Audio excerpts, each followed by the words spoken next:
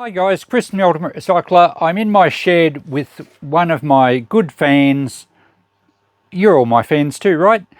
This is a customer job. It came into the shop the other day. A local lady said, can you possibly fix it? Apparently it fell off a bench and it still goes, but it vibrates. So we'll check it out. I said, yeah, we'll see if I can do a repair job on it. It's a Brinsmead fan. I'm not sure if you can see the badge there. Might be a bit hard to read. They apparently were synonymous with making pianos through the 1800s and into the early 1900s in London. And apparently one of the sons of the original founder came out to Australia, and after the war, pianos were not quite as popular as they were. So Second World War, and they started going into electrical appliances, and they made desk fans and pedestal fans and things for a number of years. This one would probably date to the late 50s, early 60s, I would imagine. And it's good, solid, robust fan. I don't think it's an oscillating fan. It has metal blades. It has a protective screen large enough that the average child can easily fit their hand in there, which perhaps you wouldn't get away with these days. 2-speed by the looks of it. So let's check it out. I'll plug it in first and see what it does. See if we can fix it for the lady. Now I'm assuming it's out of balance or something from the fall, but I did notice that it has a crack through the back housing here. So maybe the base isn't as stable as it was, but I would have thought that's not bad enough to cause it to vibrate. The lady is quite sentimental about this fan. I think she's had it most of her life. It may have even come from her parents, I'm not sure. But she did want me to try and save it if I could. So let's plug it in and see exactly what it's doing. Make sure that's tight. We don't want it tipping around. It's made from a die-cast metal, so it's quite heavy. The blades are metal, as I said. I expect they're just steel. They are indeed. It seems to spin okay. But let's see what it does when we apply some power. Now, is that, I assume off is O in the middle?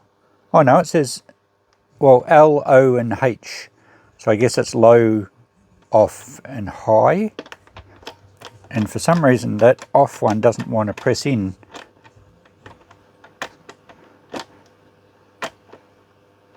Oh, there we go. Yeah, that switch is a bit dodgy. We might have to try and clean that up. I have my earth probe here. We need to make sure it has an earth being metal construction. So I'll turn the appliance tester on and see if we've got a decent earth here. Yes, it passes the earth on the frame as well. Yep.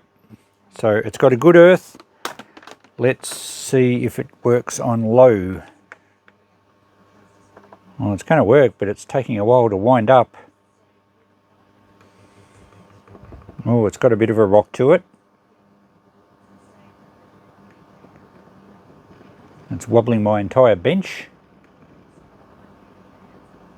Yeah, something's out of balance. Maybe the shaft got bent. I think it's still actually winding up.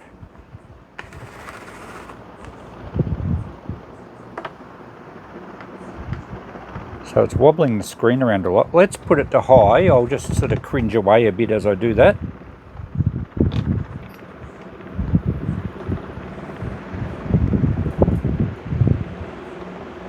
It's moving around the bench now. We're probably getting a bit of wind noise in the microphone. But yes, that's a little scary. I'll turn it off at the appliance tester. So it's definitely not the cracked housing that's causing that. It's something that's out of balance or bent. And if it's got a bent shaft, it could be a bit tricky. I can still feel it wobbling. It's taking a long time to wind down. So the bushes, or at least the bearings, whatever they are, obviously aren't tight. I can't see any wobble in the shaft just looking across it while it's spinning. I think the first step is probably to take the surround off and remove the blade assembly, and then give the motor a run and see if we have any vibration. Also, I noticed the grommets where the cords go through are no longer attached to the plastic housing. We might have to try and glue the plastic as well. Alright, let's get the guard off and we'll try and remove the blades. Can I reach in there with this? No. Okay, well that bolt was actually quite loose. So maybe the cage is just moving around because it can. Okay, now how are we going to get this out? I think we can kind of wind the blades through it.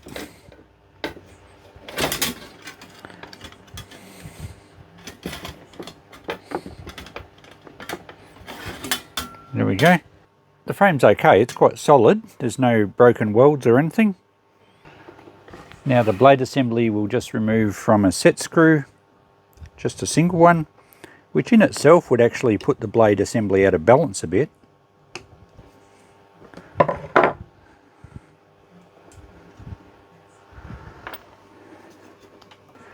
It's not going to come off easily. Oh, the front turns. Maybe we have to undo that. What holds that on? It just presses on. Oh, it's just a decorative cap. It's only plastic, I think. Oh no, it's a metal cover, but it's plastic and just presses on the shaft. But the blade itself is quite tight. It's not going to slide off that shaft easily. I'll put a bit of spray lube in that and leave it soak for a while, I think.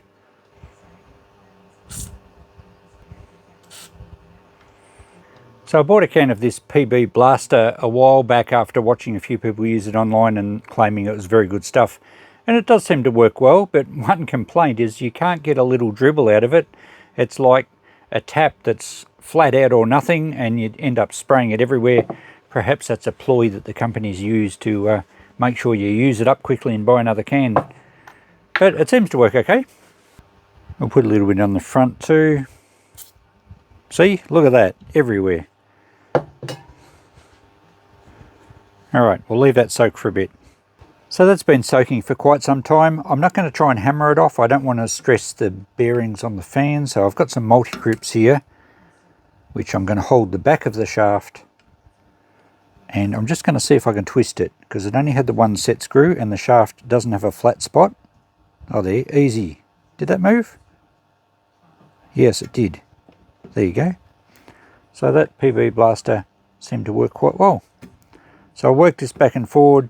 The shaft is a bit dirty.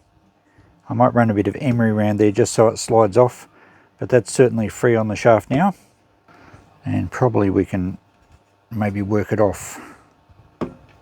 There we go. A bit of muck on the end of the shaft. If it had been very rusty, I would have cleaned it all up with emery. I think it's just a bit of dried grease or something. I will still clean that up. But now that we have the blades off, we can give them a bit of a clean up. And I was looking at it as it was spinning around, and I think one of them has bent back in. So whether it's enough to cause vibration, I'm not sure, but I will try and align those, and we should be able to do that just on a flat workbench or work surface shortly. Let's just clean this shaft up. Okay, I've just plugged the fan back in. We'll turn it on and we'll put it to high. And that shaft is spinning nicely. It's certainly not bent. I'll use a bit of emery just to clean it up.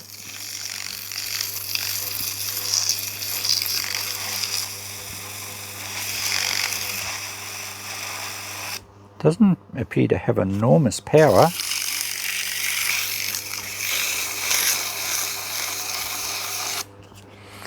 Okay, but that's running nice and true. It's certainly not bent, so there's no issues with the motor, or at least the shaft. I suppose it doesn't have a lot of power. I can actually stop it with my fingers. But perhaps it's not designed as a really powerful motor. Anyway, that's not causing the vibration. The motor feels fine. There's no excessive movement there. So it has to be the blade assembly that's causing the vibrations, and that would make sense. If the fan hit the floor, it's not really going to hurt the motor if it hasn't cracked the housing or anything, or it hasn't bent the shaft. But these blades are very likely to be a bit out of whack. So we'll clean these up next and see if we can get them nice and straight. Okay, I've gone ahead and cleaned up the motor housing a bit. It was quite dirty around the front there. It's come up really well. I've also cleaned up the blade assembly. I just gave it a bit of a wash in warm soapy water. It's got some paint loss around the edges of the blades. was a little rusty in places, but it cleaned up okay. I'm certainly, you know, if I was restoring it as a project, I'd possibly repaint it, but certainly not as a project, as a repair job.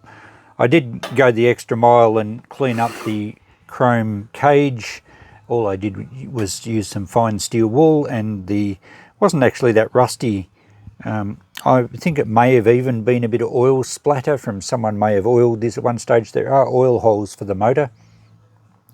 And so it cleaned up really well. Looks nice and glossy and shiny. It's going to look magnificent when it's back together. But as I said, it's against my better judgment to clean things up first, because generally when you're repairing things, you should make sure they're working before you actually go to the trouble of start cleaning up all the parts, because there's a chance that something might turn out to be not fixable and then you've wasted your time cleaning all the parts. We do need to sort out this switch.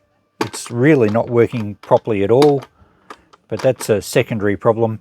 I think what I'll do now is try and get this blade assembly straight. I'm just going to sit it on a flat surface and make sure, we'll adjust the camera a little bit, and make sure all the blades touch the table. They do, but they have a bit of flex in them too. It's a bit of a rock that way. The actual cross mount piece looks okay. It's quite heavy steel, so I don't think that would have been damaged. I think probably the best thing we can do is actually put it back on the spindle.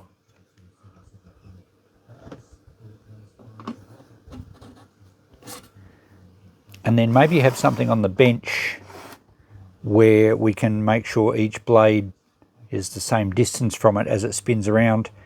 I don't know that bending the blades in or out will really affect the vibration much. Maybe it will a bit. We'll get them all trued up as best we can, and then we'll turn it on and just see how it goes.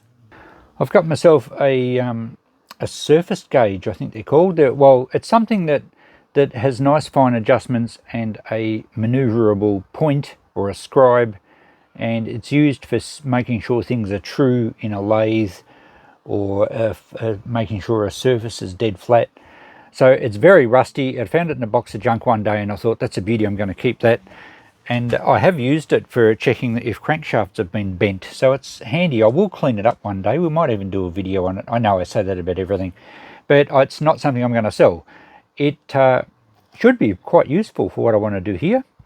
So if I can just adjust this point, basically I want to get all the blades true this way, and then we'll just check how far out, although they can't really bend that way. They can bend in and out, and I want to get them all true to stop any chance of vibration from that. So if I can get, let's go this way, if I can get that to just touch, there you go, it's just touching. Let's see how close we are on the next one. Oh yeah, way past it. Oh, now it's moving it. I think it needs to be clamped up a bit tighter. So I'm just going to go around and get them close, and then we'll do a fine adjustment. Those three are pretty close. This one's way out. All right, so we'll try and bend that one back. I have tightened the set screw on this blade assembly. Now, did I go too far? All right, that's just away from touching. That one's way out, they're way back. All right, I haven't gone too far. So this one still needs to go back further. And of course I've got to be careful not to bend the other ones. They're fairly rigid, they don't bend super easily. So I'll just fiddle around for a bit now and try and get them close. We have, that one's very close, that one's pretty good. This one's too far back. All right, I'll be back with you shortly, and hopefully I'll get them all aligned. Okay, we're pretty close. Each blade is just nicking.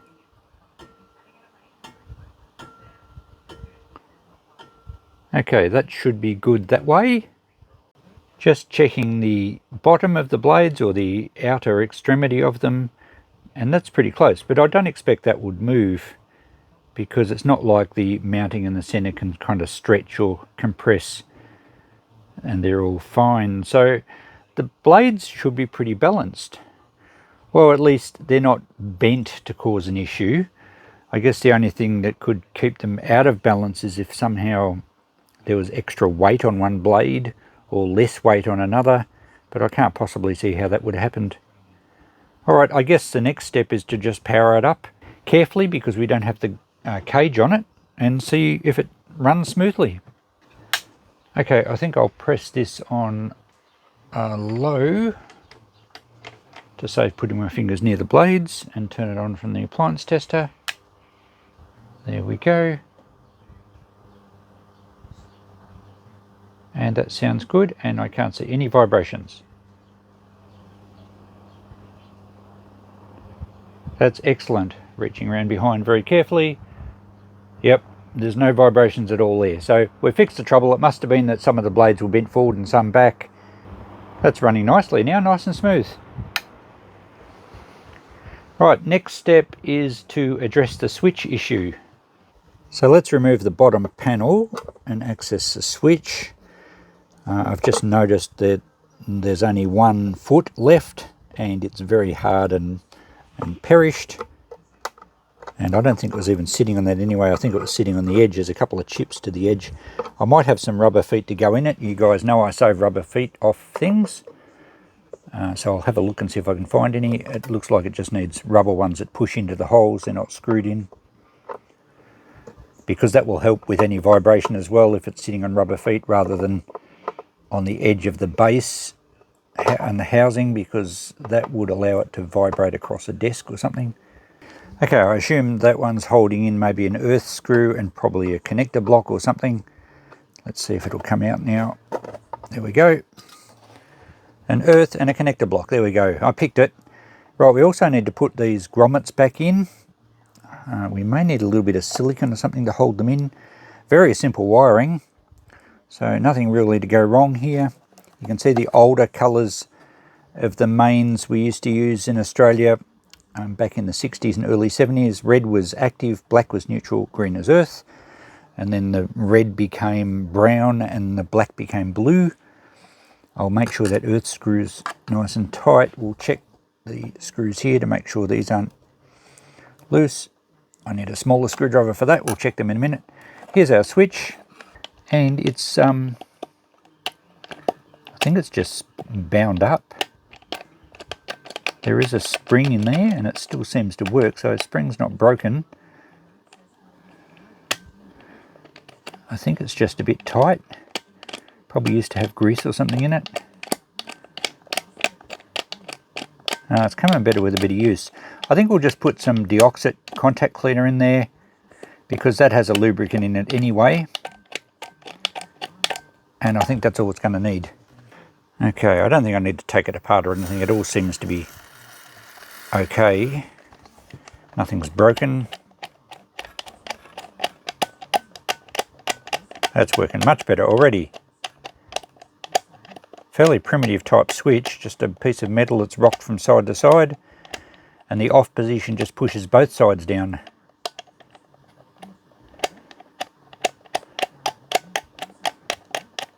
Okay, while we've got the back off, where's the crack? It's cracked up the back here.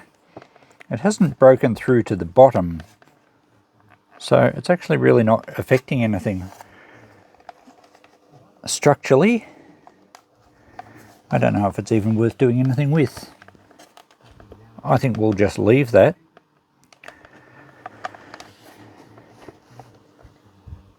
It's got a bit of a crack around the side, and it allows it to flex a little bit. So perhaps we should open it up, squeeze a bit of super glue in there and close it. At least it should stop it flexing. And we probably should push this grommet through before we super glue it. Otherwise we might not get it through. There we go, that's gone in. So now that crack won't actually close up, the grommet's holding the plastic apart a bit, which means super glue probably won't work because it won't actually contact, and I don't think super glue will bridge the gap very well. I reckon I might put some PVA woodwork glue in there, because that'll fill the gap and it will set quite hard, and it should adhere to both sides of the plastic. So I might put a bead in there, let it soak in, leave it set overnight, then I can just clean it off later. But I reckon that's the easiest way to fix that. and the grommet shouldn't come out then. Right, the grommet at the bottom here pushes in much easier. I could even put a little bit of PVA glue just around the edges of the grommet. Not enough to make them impossible to get out in the future, but just enough to hold them and seal them up a bit. And that should be everything fixed, I think. Oh, there's the grommet up the top here too. They've all come out. And they're not that loose. Perhaps when the thing fell, the cord pulled. It might have been still plugged in. Alright, we can put the base back on now, and I have to find some feet for it as well. So now it's a couple of days later and I just need to put this fan together. I found some feet, some rubber feet. I think they were off some kitchen appliance that I scrapped, so perfect for the job. Well worth saving rubber feet if you're scrapping things. But, well, I guess only if you're repairing other things. The cracks on the back, I just dripped some PVA glue along the cracks. You probably won't even be able to see them. And it sort of soaked in. I ran a bead across it, and overnight it had sort of soaked right in and left. I haven't even cleaned it up. I've just left it as it was. I'm pretty sure it's stabilized the area. Not that it was flexing much anyway, and now that it's sitting on nice rubber feet, I think it'll be really smooth and stable to use now. Less likely going to work its way off a surface and fall to the floor. Particularly because now we have the blades nicely balanced. So we have to assemble these.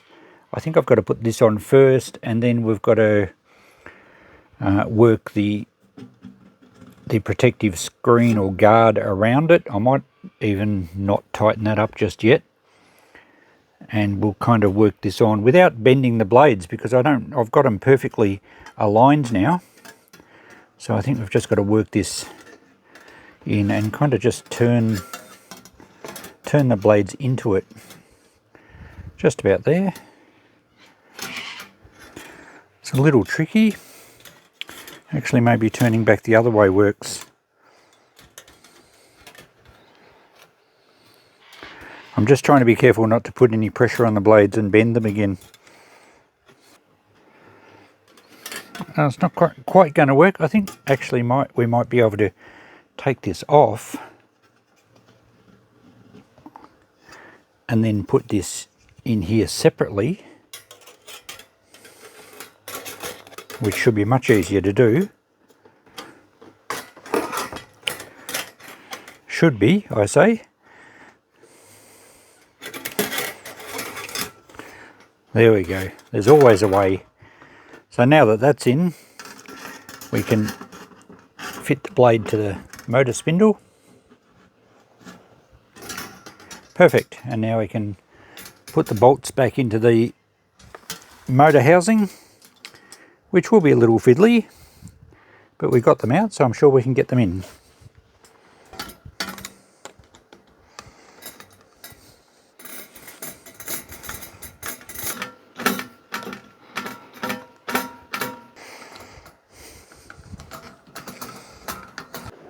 Now that the protective cage is secure, we can slide the blade assembly back to the middle of it so that it runs freely and nothing touches. And we'll tighten up the set screw. Very good. A quick manual spin to make sure nothing hits. Beautiful. And the little decorative piece on the front can just push back on now. I gave it a bit of a clean as well. There we go. That looks cool. So now we can plug it in for a test. Okay, let's power it up on low.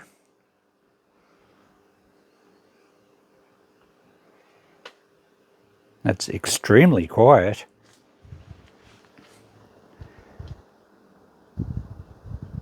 And no vibrations at all. Let's go to high.